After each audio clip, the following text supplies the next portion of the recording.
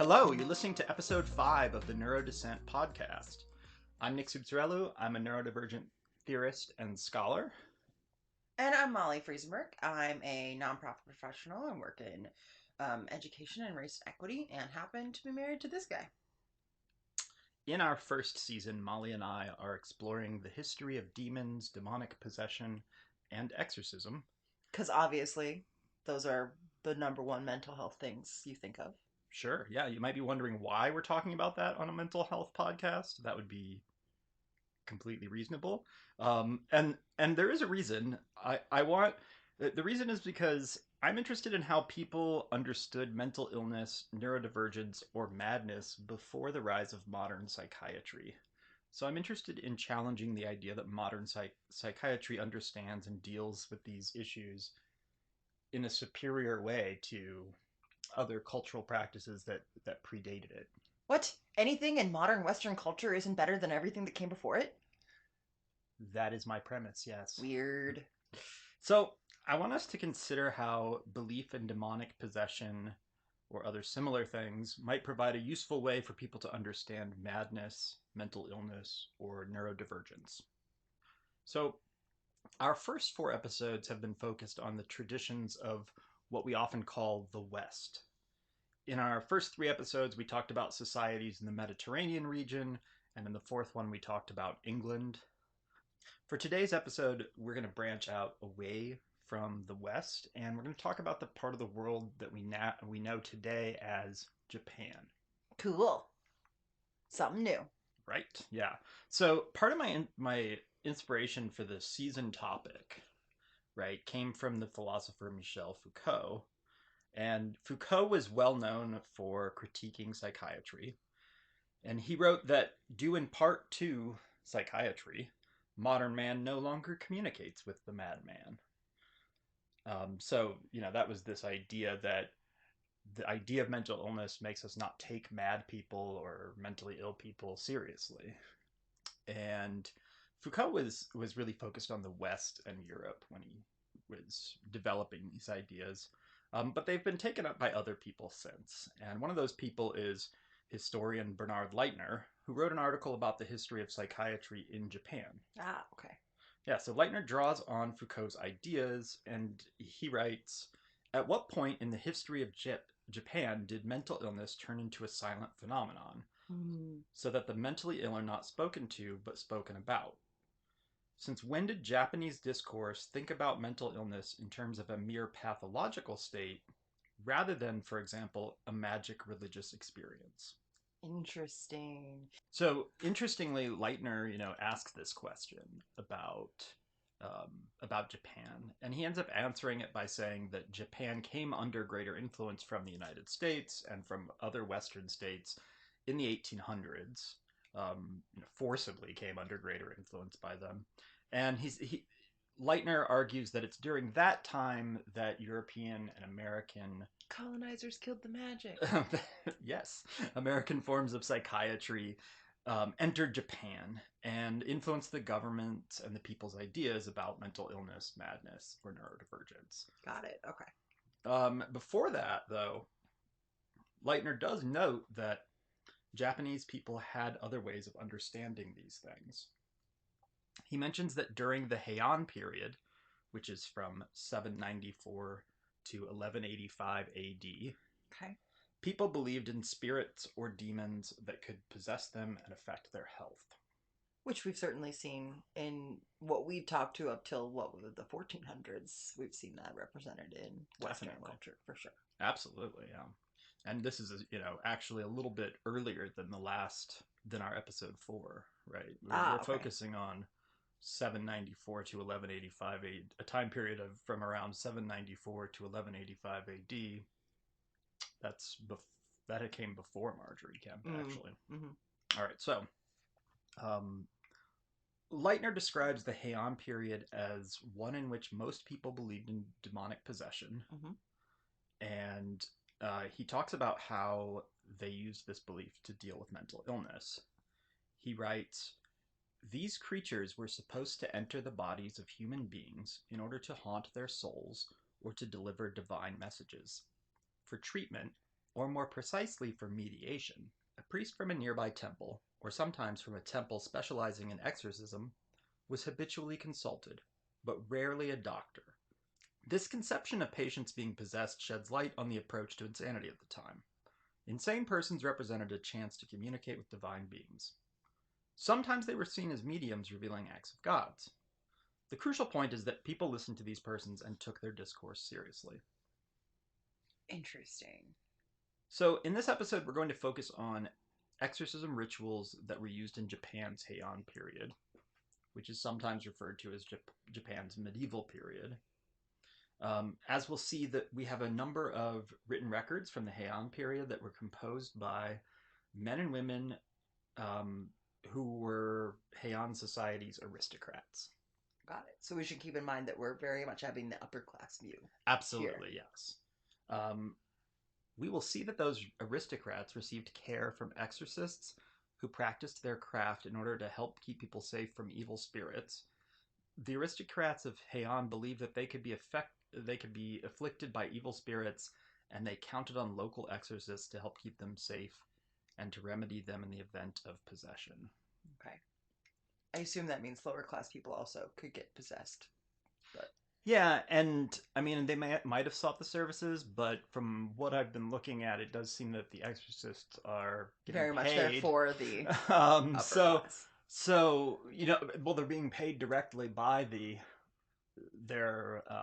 by the aristocrats. Got it. So they're not even like an independent merchant that people could hire their service. They're like, these are rules that we built into our court for our.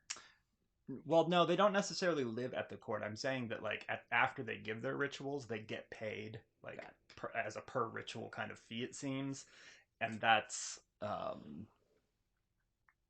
why I'm suggesting that perhaps other people couldn't afford their services. Right, they might not have been able to afford it. So I want to now talk about these exorcism rituals that they used in Heian. So Nobumi Ienaga, a scholar of Buddhist studies, wrote an article called Healing by Spiritual Possession in Medieval Japan. And so in it, he describes a typical exorcism ritual during the Heian period. And so that ritual goes something like this. So first of all, the family calls for an exorcist. The exorcist arrives, accompanied by a medium who is usually a young woman. Okay. The exorcist recites a mantra and makes a ritual gesture with his hand. This allows him to identify himself to his primary deity, and the exorcist calls on this deity's help in the exorcism. Interesting. So they're calling on other deities to do the heavy lifting. So again, that example of there's both good and bad entities out there. Absolutely. So while the exorcist chants and prays, the helper spirit works to try to dislodge the demon that is possessing the patient. Okay. So that's the deity that we were just talking about. Mm-hmm. That's dislodging the other spirit, the demon. So if they are successful, the ill-causing spirit will be dislodged and forced into the medium's body. Bummer roll. So once that happens, the exorcist will then question the evil spirit or the demon who speaks through the medium. And the exorcist asks what or who the spirit is and why it entered the patient. And then the ill-causing spirit returns to its realm, but it could always return. Interesting. Okay, so I found two things really interesting there. One is that it is usually a young woman and that's this medium. Because, like, on one hand, I'm like, oh, the women, like, play an active role in this. And then I'm like, oh, they're just literally there to be a body to be possessed. That's a real, yeah. Yeah, it's interesting that you say that because on the one hand, they are getting, like, clearly they're not going to get the social accolades and maybe even the pay that the priest will get for doing his part here. Yeah. He's the exorcist, right? But he's doing the all-important hand-waving. She has such an important role in the whole situation because she's answering for the demon. Yeah. Well, which is the second interesting thing there was that we intentionally talked to the demon. Mm-hmm. Like, I don't know. I feel like some of the other things we've listened to, like do talk to the demon, but more by happenstance than like making a specific part of the ritual. Like now we talk to the demon. Yeah. Like that's interesting. It, if we think about like Saint Jerome Mm-hmm. and Hilarion's demons, I mean the demon. They talked, but only because we were yelling back and forth in the get Right. out phase. Yeah. Well, and I mean like the demon actually like is who pops out and like says, "Hey, get away from me, exorcist!" Right? Like, Yeah, um, it's more of fighting back than we're like, hey, what you doing here, buddy? right, and they can't be trusted according to Saint Jerome at all, really. So, like, the things they There say, was no point to listen to there's them. no need to listen to a demon because they're just liars. Yeah, which is interesting you say that because, like, to me, again, the main theme being if we listen Exactly. to the people who are suffering from this, I saw that in Jesus's version of exorcism, and I didn't see that in Hilarion or Saint Jerome's version of exorcism. Yeah. So again, this feels like it's a version that is doing more of that listening and interacting. So that scholar Nobumi Ienaga actually tells us a bit more about this exorcism ritual. And he points out that the purpose of this ritual is not to destroy the demon or the Huh. possessing spirit, but to save it. Ooh, save it. Not even Mm-hmm. like just send it home, but save Yeah. it. So he looks at a historical document, an instruction manual for exorcists that was written around 1200 AD. Uh-huh. And Ienaga explains that the instructions begin with a warning to the exorcist. It says, "The practitioner must be well versed in the gist of the rite and full of compassion in regard to the spiritual demon. It is to save this demon and not to harm him that he must perform the ritual." Okay. Wow. That Yeah, seems like a very different perspective towards demons. it is. And I mean, like, the whole word demon seems almost inappropriate. So we're like using From a this. Western perspective of what a Right, demon, like yeah. for us, what a demon is so clearly Negative. evil and negative. We saw that in the, um, especially in like Marjorie Kemp's episode where people accused her of being possessed by a demon and wanted to burn her. Yeah. It's like we want to take, it's like taking the bug out of the house and back to its home rather than setting the traps to kill it. Yeah, well, Is that a weird metaphor? I mean, honestly, it seems to even have a bit of, especially like what I think of at least as a Buddhist influence Yeah, of in like that every everything sentient gets, creature of any kind deserves this respect, or not well, even sentient, sorry, I in mean, Buddhist, but and can improve, in their, like, we can show them the way forward and they can huh, become better. it's pretty beautiful. Yeah, I mean, in a lot of ways it is. I just wanted to draw attention to this word, though, and tell us a little bit about what Noriko Ryder, a scholar of Japanese language and literature, says about this. So she wrote a book called Japanese Demon Lore, and she explains that the word demon is not really fully adequate for the purpose of describing the beings that she's interested in. Sounds about right.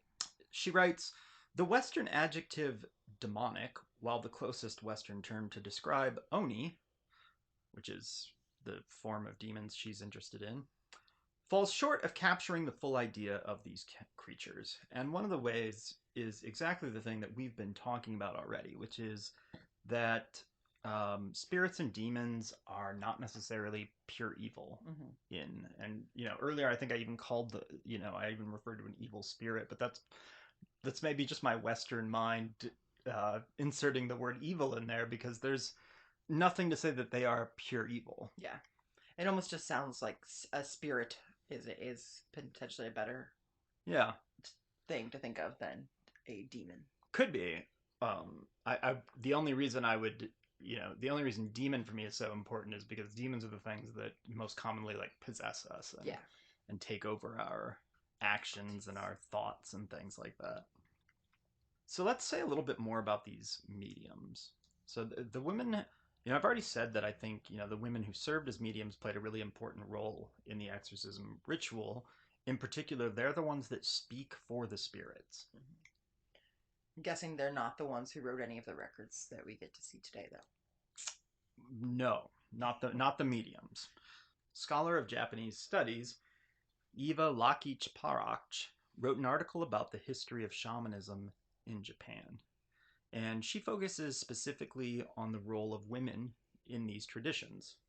So she explains that In medieval Japan, almost all Buddhist priests had a shamanist by their side, whom they used in their exorcist rituals as a medium through which a vengeful spirit spoke and sent his messages. So Lakich Parach explains a couple of ways women were recognized as being shamanesses or mediums. Some of these women were seen as being possessed by or in contact with a spirit due to what the author describes as psychosomatic problems. Interesting. So she actually brings in that, like, how we would have termed it today, probably. Yeah, that's, our modern contemporary idea of what's going on with them. So here's what she writes. The shamaness's first possession is sudden, and from that moment her behavior and speech become strange. Although before the initiation she will exhibit various psychosomatic problems, which will result in the announcement of her call.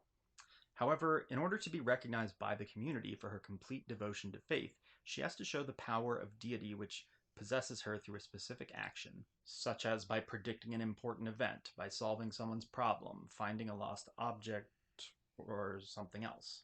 So we identify them by acting a little cray, but until their cray is useful, they're not a medium.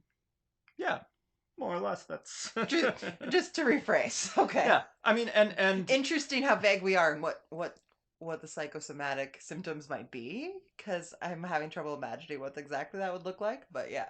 Yeah. Well, um, I'm not sure there's any particular ones. Yeah. It's just that they are seen as neurodivergent or mad or mentally ill is often a prerequisite for them. Interesting. But again, like, that's not in the terminology you hear. It's like not ill or negative. It's the call. It's the call, and it's in being in tune to these other Yeah. something that most people can't interact with. Yeah. So there from the beginning, we're defining them very, very differently in terms of being differently abled. Differently abled, yeah. As opposed to a blight on society that needs chained in the graveyard in iron. All right, so see the Jesus episode. There's a pretty big amount of written literature from the Heian period. Okay. And interestingly, Nobumi Yanaga writes, the allegedly serene world of the Heian period literature is full of vociferations of demons and exorcists who fight at the bedside of ill aristocrats and imperial family members. So it was a generally prosperous time in this area, and so it had more like recordings of day-to-day life kind of setting. That's what you're saying. I'm saying, yeah, the Heian was like the capital of the empire, where all the aristocrats lived. Got it. So, and it's their biggest problems at the time was demons and not famine and war. Right.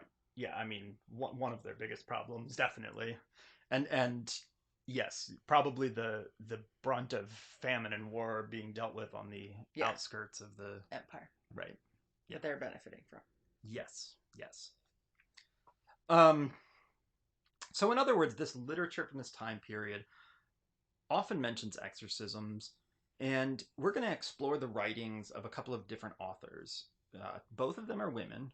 Ooh, yay. Both of them wrote about life in Heian. Okay, but they're not the mediums. They're not mediums, no. These two women are called Sei Shonagon and Murasaki Shikibu. Awesome. And both of them are aristocrats. They were court ladies or ladies in waiting, and they were both attendants to empresses. And different empresses. They aren't different empresses. Okay. Well, they are contemporaries, actually, and they knew each other. Oh, interesting. And we know they knew each other because they seem to have been rivals. So Murasaki Shikibu and Murasaki wrote a scathing criticism of Shonagon, of Sei Shonagon, in her diary. So here's what she wrote. Lady Sei Shonagon, a very proud person. She values herself highly and scatters her Chinese writings all about. Yet should we study her closely, we should find that she is still imperfect. She tries to be exceptional, but naturally persons of that sort give offense. I love that throughout all of this, one of my favorite themes is like people just be people in, and no matter what time period it is, people would like you to know that their contemporaries are inferior. And that's what they need to have written down. So Murasaki concedes that Seishonagon is a gifted writer, but she also says she scatters her Chinese writings all about. So much shade right there. I It don't is. even get the context of Yeah. the shade, but I know it's so much shade. Let me let me explain the shade. So in Heian, Chinese or China and Chinese writing and philosophy is revered, but it's Also kind of kind of masculine, pretentious. pretentious, and in like a masculine kind of way. Okay. So it was not seen as ladylike to write in Chinese. Spreads her Chinese writings everywhere. I just want to say that to someone now. Here's what scholar Ellis Kachidze says about the importance of writing, including Chinese writing, in Heian. By the 11th century, so by around 1000 AD, members of the aristocracy, male and female alike, were expected to be familiar with and able to refer to a vast canon of Chinese and early Japanese poetry, histories, and religious texts. They were also expected to reference, recite, and even compose poems off the cuff in conversations, a talent which consequently became Dang. central to love affairs, political maneuvering, and all social interactions. So this is like a highly literary society. Yeah, and that both males and females are expected to be literate in that manner. Yeah, well, that's very true. But I don't want to give the impression that it's like equal. It's not, yeah. So I want to read you a little bit more Lest from. us think we have equality. Right. So, um, let me read a bit from Murasaki Shikibu's diary, in which she talks about her own early experiences learning to read Chinese. When my older brother was a boy, he was taught to read Chinese historical records, which is a like encyclopedia type work that's written in Chinese. The history of our corner of the world. So I listened, sitting beside him, and learning wonderfully fast, though my brother was sometimes slow and forgot. Father, who was devoted to study, regretted that I had not been a son. But I heard people saying so often. But I heard people saying that it is not beautiful even for a man to be proud of his learning. And after that, I did not write so much as the figure 1 in Chinese. But the queen made me read to her the poetical works of Li Tai Po, and as she wished to learn them, I have been teaching her since the summer of 2 years ago, the second and third volumes of that collection, very secretly when none were present. So the fashion of the day is to be extremely literate and well learned, but also not let anyone know that you're well literate and well learned, because especially if you're a that's woman. Pompous and uncouth. Yep. Oh, that actually sounds right. Very contemporary, I must say. Wow. People just be peopling. Nothing has changed. But, I also want to draw attention to the fact that, like, there's an uneven kind of, we see a bit of the gender roles emerging from that story. Yeah. Women are not equal to men. And even if they've literally demonstrated the skill, then we just have to lament they don't have a penis. Exactly. Okay, so this story from Murasaki's diary gives us some hint at the way in which Heian's gendered society operated. And I'm going to give us a little bit more about the marriage practices of Heian. So historian Matthew Grubitz explains that marriages in Heian were polygynous and matrilocal. So Heian marriage was polygynous. This means that men were free to have many wives, women were not. So polygyny is the most common form of polygamy. Got it. Heian marriage was also matrilocal, and that means that the man was expected to go live with the woman and her family. An aristocratic man in Heian might maintain multiple residencies, including his own personal residence, along with joining each of his wives at theirs. Wow. Okay. And this historian also points out that Heian marriages were often arranged for economic, political, and practical reasons. So this puts women in quite a vulnerable position. You think? Yes. Polygami's often put women in a vulnerable position. Oh, that's not at all what I'm trying to suggest. No. Okay, so historian Matthew Grubitz tries to explain this position. He says men were freed from jealousy, for they could have whomever they pleased. Women, though, were prone to jealousy, for they were not afforded the power over sexual relations that men were. The Heian woman occupied a precarious position, uncertain of her lover's affection, uncertain of her own future, and fearful of rumors and abandonment. Dependence on men and a desire for security produced tension in the Heian woman and made it difficult for her to deal with complications resulting from the polygamous system. Interesting. Yeah, so I hope that we're going to see in these exorcism stories that this kind of emotional distress may be something that comes out in the exorcist Got it. And it's ritual. probably often what type of, again, if we were putting this in the terms of modern healthcare, like this is what would be causing a lot of the mental situations that women are seeking. Yeah, I mean, like, we don't use this term anymore, but this is, pretty clearly something that might have been called hysteria at one time. Nowadays, we have words like women having any legitimate problems equals just your mental health cray. Like, borderline personality disorder is kind of a good example of something that this might apply to. Today, that we might use that term for some of these women. So now I want to get into some of the actual exorcisms that these two women, Murasaki Shikibu and Sei Shonagon, wrote about. So let's start with Sei Shonagon. She wrote and published a book called The Pillow Book, and it's a collection of short stories and musings, basically. It's kind of similar to a diary in some ways, but it was intended for others more so. It definitely was, at least in the end, intended to be read. She put it out there herself. So I'm going to read to you a translation of to our knowledge. True. I'm going to read to you a translation of one of the stories in it, okay. Entry number 182. It provides a pretty full description of an exorcism. Got it. All right, so here we go. In the main room was a 4-foot curtain of state.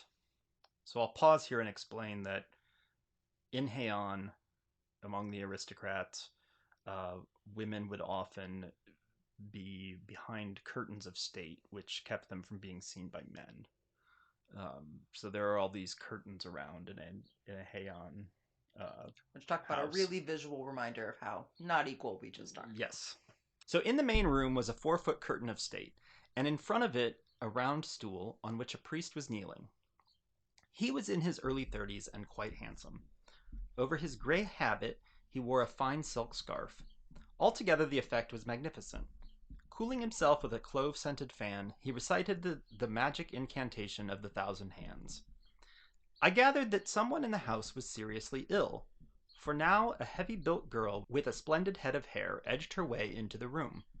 Clearly this was the medium to whom the evil spirit was going to be transferred. She was wearing an unlined robe of stiff silk and long, light-colored trousers. When the girl had sat down next to the priest in front of a small 3-foot curtain of state, he turned round and handed her a thin, highly polished wand. Then, with his eyes tightly shut, he began to read the mystic incantations, his voice coming out in staccato bursts as he uttered the sacred syllables. It was an impressive sight, and many of the ladies of the house came out from behind the screens and curtains and sat watching in a group. After a short time, the medium began to tremble and fell into a trance. It was awesome indeed to see how the priest's incantations were steadily taking effect. The medium's brother, a slender young man in a long robe who had only recently celebrated his coming of age, stood behind the girl, fanning her.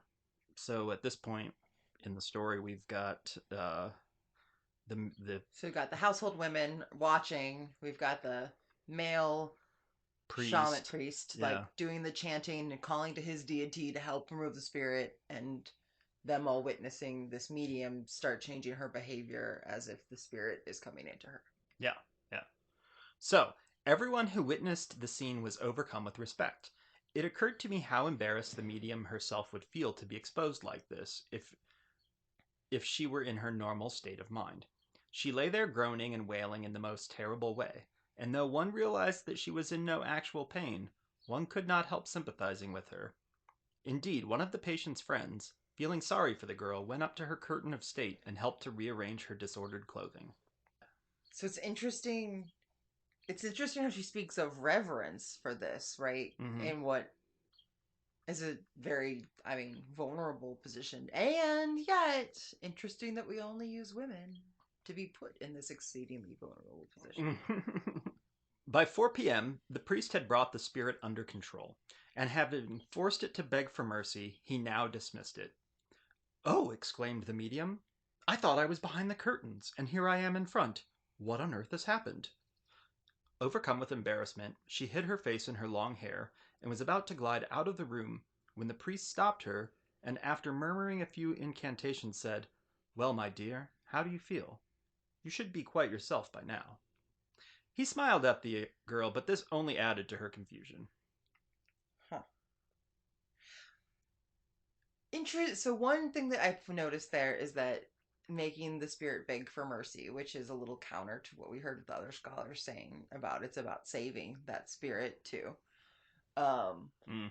but I mean, that could be the translation yeah, that I'm reading from. yeah, Um, but yeah, I mean, it's not necessarily incompatible with getting them to change, certainly having them no. beg for mercy, I suppose. But again, this like dichotomy then of I just can't imagine like this woman, the medium's role, like at a time where you're usually behind a screen to know that you were that vulnerable. Like that's Yeah. kind of mind-boggling to put themselves in that position. Yeah, I mean, like, they seem to be the only ones who can give voice to these really strong feelings, Yeah. at all. Which also speaks generally to how we I don't know, are women actually somehow more in touch with these other spirits or it is our ability and happiness to call women hysterical, right? Or to call them like our more willingness in most societies, I feel like, to call them crazy. Part Mm-hmm. of why we assume they're more in touch with these. Like, there's a lot going on there. Yeah.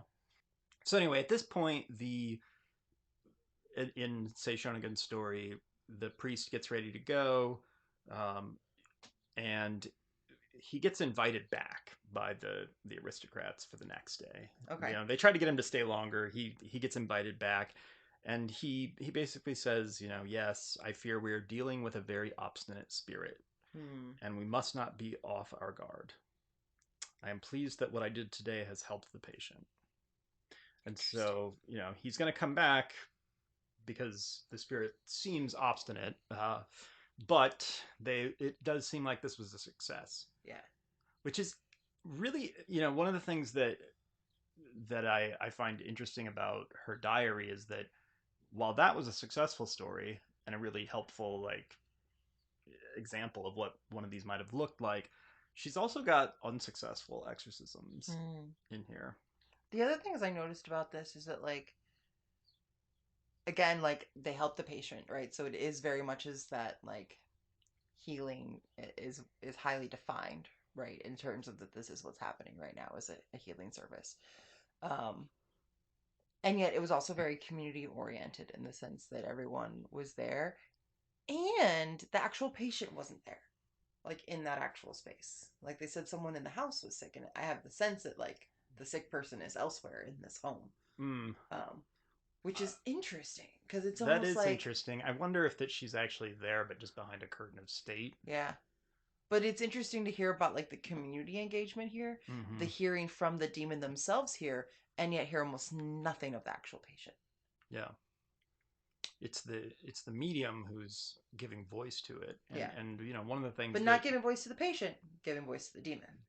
and yes, but I wanted to point out that I think it's really significant that she's a woman, and thus potentially able to give voice to the kinds of struggles more so that women might be going through Versus a demon. versus if we put a man in that position and had him try to explain, or if the exorcist himself just told us what the demon was saying, Yeah. would the exorcist know? I mean, if we truly believe that he's in touch with the demon, then I guess yes. But if we think that that connection is somehow relying on his knowledge of the world or his experience of the world, and somehow at least, then that's going to be limited by his manhood. Yeah. Huh, that makes me just really curious to know more about like what were the ailments showing up as and what did the demons say? Now I'm like, I want to know what the demon said so I know if it matters if it was gender oriented or not. That's fine. So now I want to talk about Murasaki Shikibu's writing. Okay. And Murasaki is quite famous for having published The Tale of Genji. And she wasn't just throwing around Chinese writings like her contemporaries. That's right. She wrote this book. Them fighting words. So what is especially important about The Tale of Genji is it is one of the earliest pieces of and most celebrated pieces of Japanese literature. Got it. So I want to look at how Murasaki talks about exorcists who are present at the time of a woman giving birth. Okay. So we're going to start with her diary. And in her diary, she talks about the childbirth of the empress that she's serving. Let me read you a little bit from an article called Childbirth in Aristocratic Households of Heian, Japan, written by historian Anna Andreeva. She says, in 11th century Japan, childbirth required the presence of many expert figures specializing in different systems of knowledge. One was undoubtedly a paradigm of ritual and religious doctrine, which specified that during childbirth, women were susceptible to attacks by malevolent spirits and ghosts. Manifestations of physical distress were often interpreted as interference by unseen malignant forces. Ultimately, events such as childbirth were commanded by clerics and astrologers whose authority at court as ritual specialists was seemingly far greater than their medical counterparts. Did they get a doctor too? From what I've seen, yes. Yes, there's also a doctor present often. A physician. Yeah. So Murasaki Shikibu was a court lady who served Empress Shoshi. In her diary, Shikibu recorded her observations of the Empress's pregnancy and childbirth. So I'm going to read you a passage where she describes the preparations that were taken for the birth. Okay. When day began to dawn, the decorations of the queen's chamber were changed, and she was moved to a white bed. All day long she lay ill at ease. Men cried at the top of their voices to scare away evil spirits. There assembled not only the priests who had been summoned here for these months, but also itinerant monks who were brought from every mountain and temple. On the east side of the screen were assembled the ladies of the court. On the west side, there were lying the queen's substitutes, possessed with the evil spirits. Each was lying surrounded by a pair of folding screens. So what we see in this is that as the birth draws nearer, Murasaki tells us that the ladies of the court were supposed to lay there and be bait for evil spirits. Dang. So each of them is supported by a priest to protect them so that they can do this, so that they can be bait safely. So Murasaki tells us about the efforts that these people went to protect this empress from evil spirits. She writes, one priest was overpowered with the evil spirit, and as he was in a too pitiable state, another priest went to help him. It was not because his prayer had little virtue, but the evil spirit was too strong. Another priest swore all night till his voice became hoarse. Most ladies who were summoned in order that the spirits might enter into them remained safe, and they were much troubled, thinking that it would be to the queen's advantage were they attacked. At noon, we felt that the sun came out at last. The queen was at ease. Wow. Okay. Wow. There's so much there. I guess sign of a good loyal court that the people were like, I'm upset that the spirit didn't attack me to save my empress. Like that's something's going good there with loyalty. And so preemptive, right? It's not in response to, but it's yeah, it's true. We know again, the idea that we know spirits take advantage of childbirth and we need to over prepare, like, Yep. without there being something wrong necessarily. That's all really fascinating. Mm-hmm. Mm-hmm. Okay. So I want to tell us one more exorcism story. Okay. And this one is actually going to come from The Tale of Genji, which, as you remember, it's a Fictional. fictional account, but it is very much based on Murasaki, what Murasaki Shikibu would have seen being an aristocratic woman in Heian society. It's a book about Heian society Mm-hmm. and and about the romantic exploits of Genji in particular, who is a man, a sort, other figures that we could compare him to would be like Don Juan. Ah, he's a Casanova. Yeah, that kind of thing. Why So do they always get books? Forget them. so as we're going to see in this story, we get more detail about what the possessing spirit or demon actually says and what motivates it. Oh, good. That's what's been missing so far. Yeah, which, kind of makes sense that we get that in this fictional account where it's kind of really dramatized for us. So Murasaki explores the kinds of evils that might have caused demonic possession in Heian Mm-hmm. society, and she appears to be particularly concerned with how marriage and sexual politics may have affected women negatively. Ah, so we finally find out what has actually been illing all these women, as Well, opposed theoretically or we get. fictionally. I think we see maybe, arguably, we see maybe one thing that Murasaki Shikibu might have believed um, was causing this, right? And certainly that would have, been top of mind of women in the society, as we talked about earlier. So we're just going to talk about one part of the Tale of Genji, which is a long book with lots of different romantic relationships and things. This is specifically a moment when Genji's wife, Aoi, is possessed by the demon of one of his girlfriends. Man, this is not serving people. So, scholar April Sprague explains the relationships between Genji and these two women, Aoi and Rokujo. So, Sprague writes, although Genji is reluctantly but definitively married to Aoi, he begins to conduct an affair with the graceful Rokujo Haven. However, Rokujo is not in a position to be treated lightly, and her exalted station demands that Genji, having consummated his relationship with her, publicly recognize her by marrying her. Ah, so it's not even like, I mean, because they have this polygamous situation, it's not even that he was like cheating on his wife so much. He just didn't treat the mistress well by marrying her because she was of such stature that you can't. Yeah, so Aoi and Genji's relationship is not great, but his relationship with Rokujo is the one who Where he's really he's done wrong really by strained. societal standards. Right. So it says not only does he fail to do this, so marry Marry her. her, but having finally won her over after a long period of her keeping her distance, he often fails to People visit. be peopling. He often fails to visit at all. Ugh. This jerk ghosted her. Mm-hmm. Mm-hmm.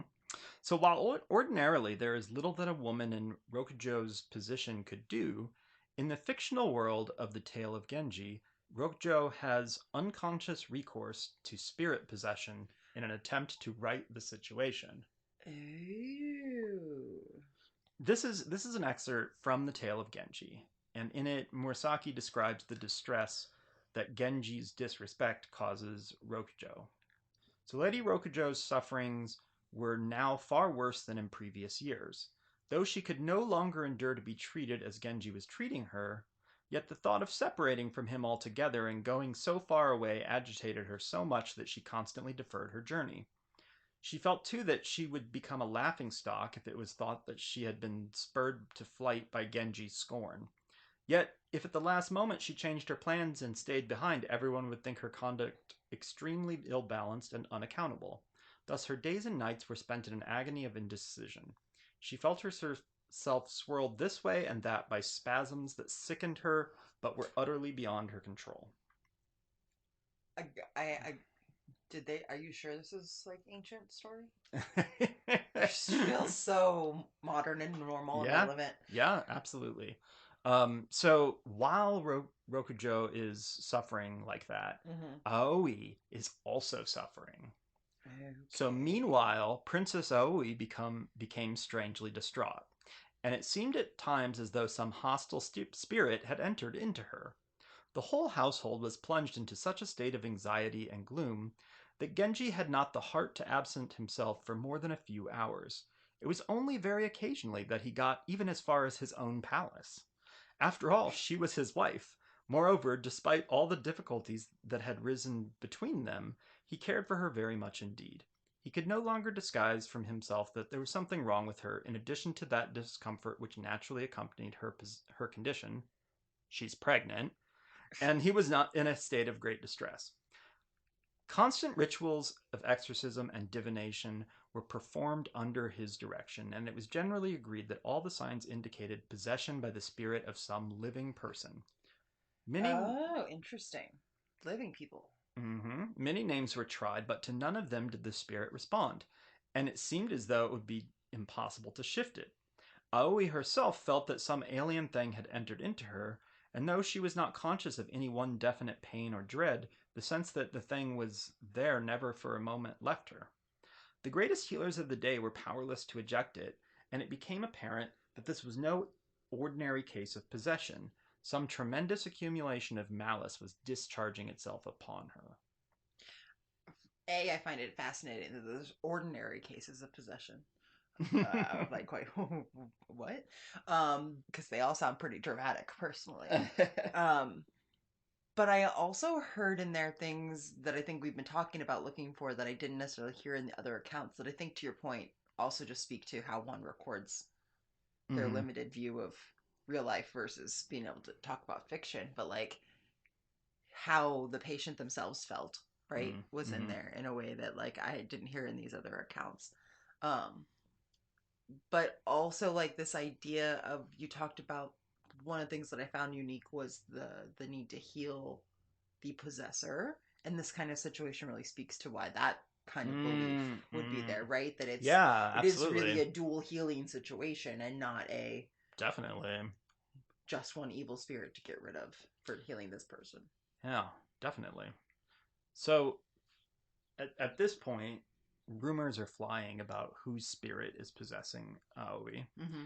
and Rokujo's name emerges among the likely Mm-hmm. culprits, Obs. pretty obviously. So later in the book, Rokujo is concerned that indeed it might be her possessing Aoi. I just hate it when I don't know that I'm possessing others. So the book says Rokujo remembered how one night she had suddenly, in the midst of agonizing doubts and indecisions, found that she had been dreaming. It seemed to her that she had been in a large, magnificent room where lay a girl whom she knew to be the Princess Aoi. Snatching her by the arm, she had dragged and mauled the prostrate figure with an outburst of brutal fury such as in her waking life would have been utterly foreign to her. Since then, she had had the same dream several times. How terrible! It seemed then that it was really possible for one's spirit to leave the body and break out into emotions which the waking mind would not permit. But it's kind of like, I don't know, it just sucks that you can, like, I've chosen to be a good person and yet I'm attacking people in my sleep. Mm, It's a real lose lose proposition. yeah. I mean, I guess it speaks to the need for mental healing, whether or yeah, not you think you'll act on it.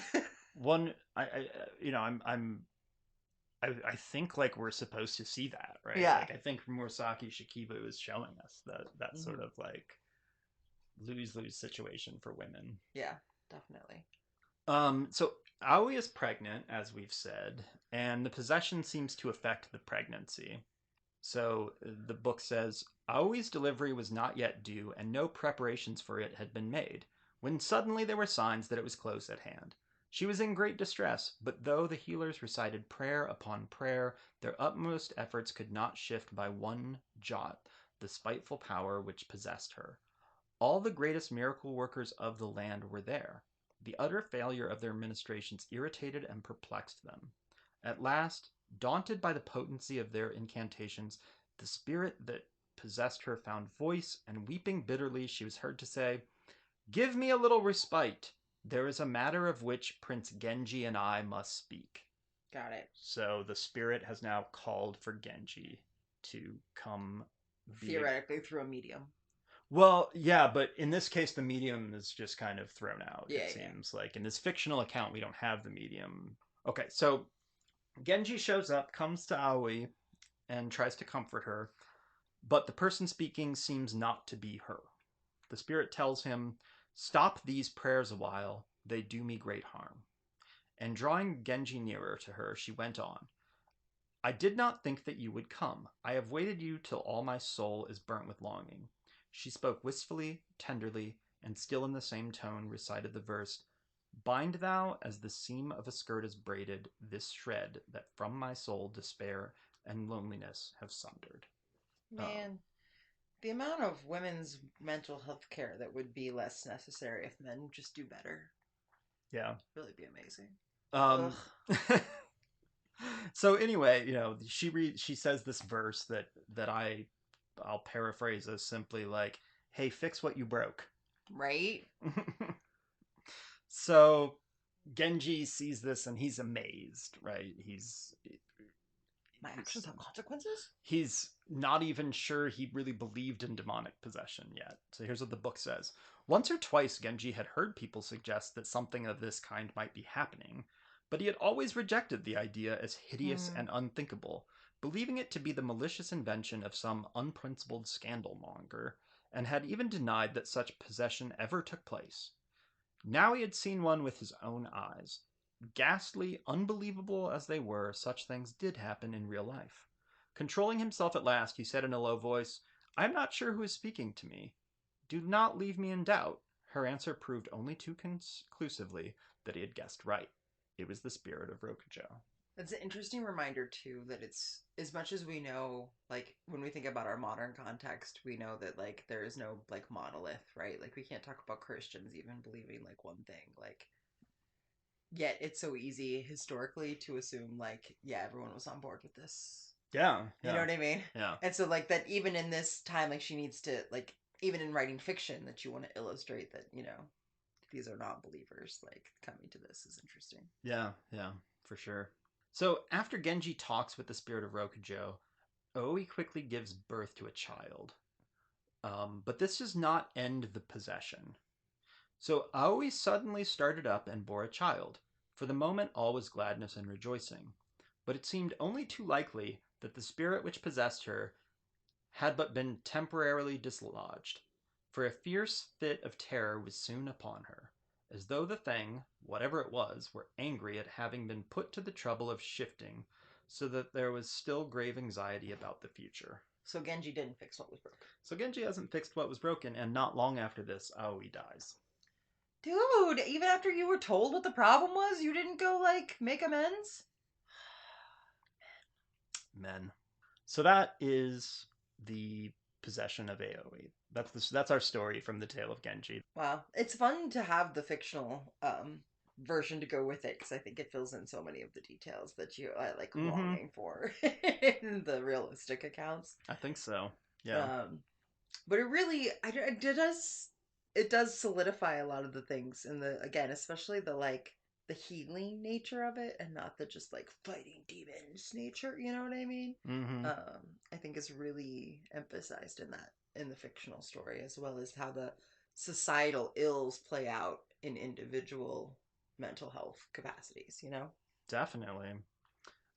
Yeah, I mean, one of the things that I think is super important to note about this is how this female medium gives voice to these demons, and I think it's possible that being a woman herself, she's tapped into the kinds of discourses about women's lives Mm. and about how their situations might be, um, how they might feel constantly vulnerable to being raped, how they might be feel constantly um, Out of control out of of their own control, lives and right? their own And direction. and they may, as a female medium, they may be much better at giving voice to that, and that may have been a way of listening to that source of distress that otherwise wasn't being spoken, Yeah. right? Because even it may have been spoken between women, but even there, fierce rivalries might have kept it bottled up pretty intensely.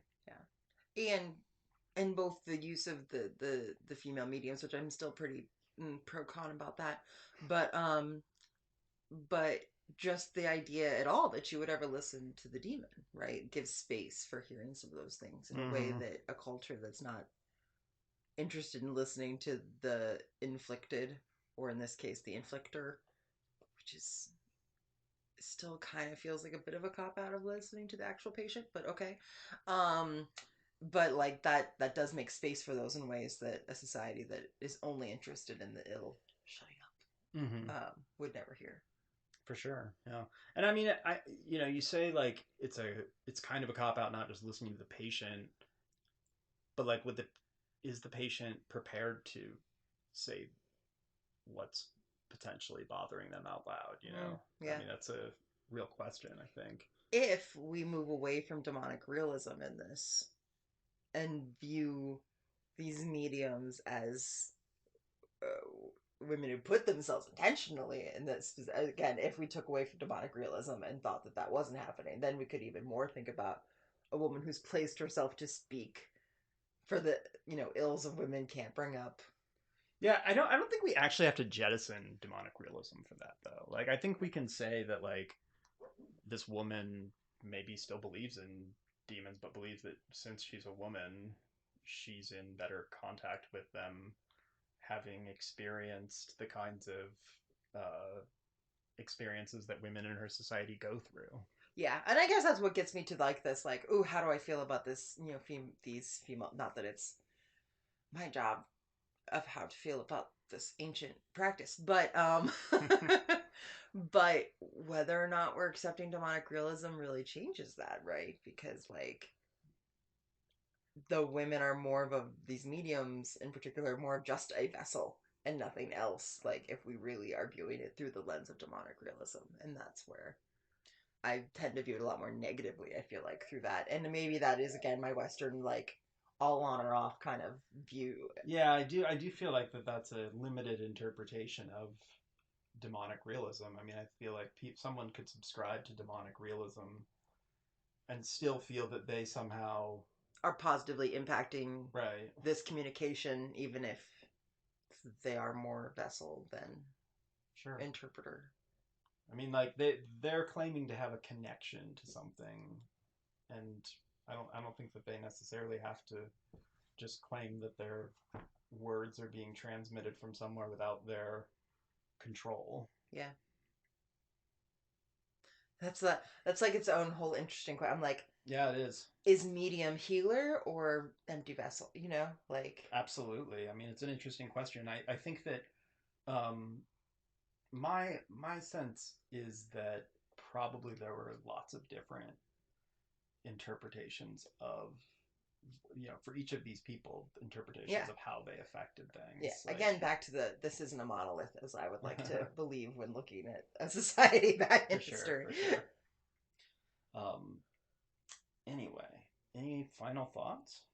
No, very interesting, and interesting for all the many differences, how many parallels there are to the other perspectives we've been looking at. For sure. Anyway, so that's all we have for this episode. But next time we're going to continue looking at East Asia, and we're going to look at what I think is a really exciting topic: thunder magic. Ooh, that sounds fun. Thunder magic. So in the meantime, I want to invite our listeners to check out our website, which you can reach by going to neurodissent.com. There you'll find information about the open access sources we use for this episode and for all of our episodes. I invite you to read and check out these articles on your own. Finally, make sure that you subscribe to our podcast on whatever platform you're using. So until next time. See you soon. Bye.